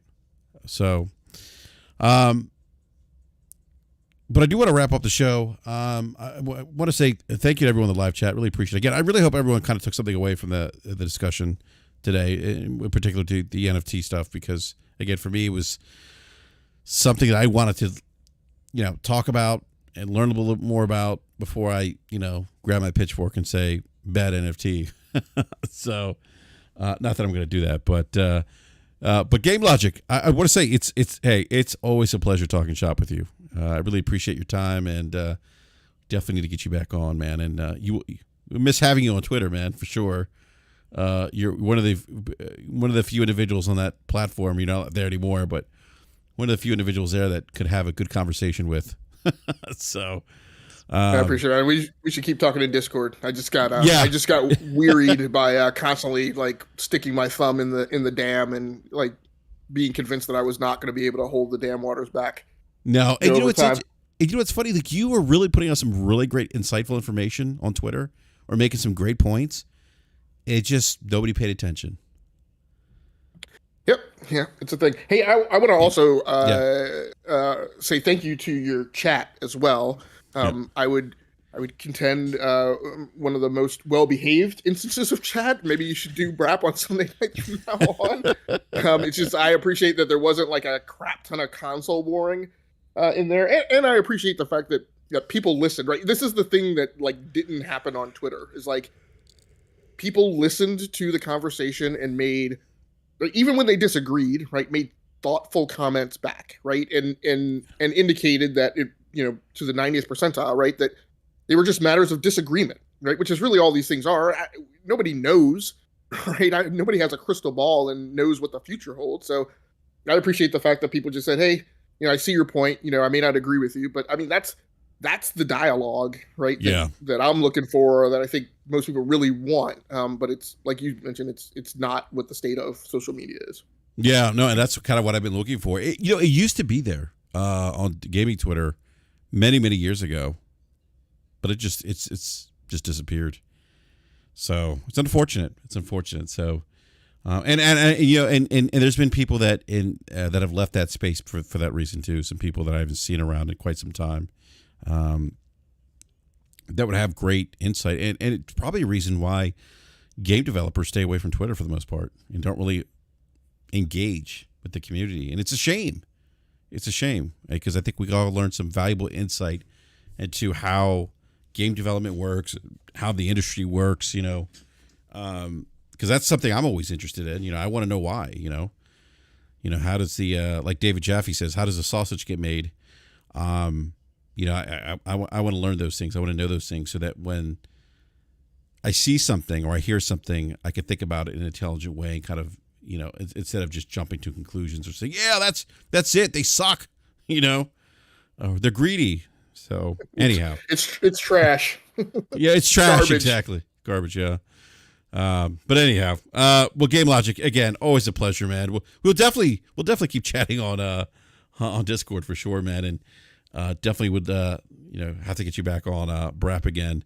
But thank you again for your time. And again, thank you everyone in the live chat. If you're on the East Coast, please be safe.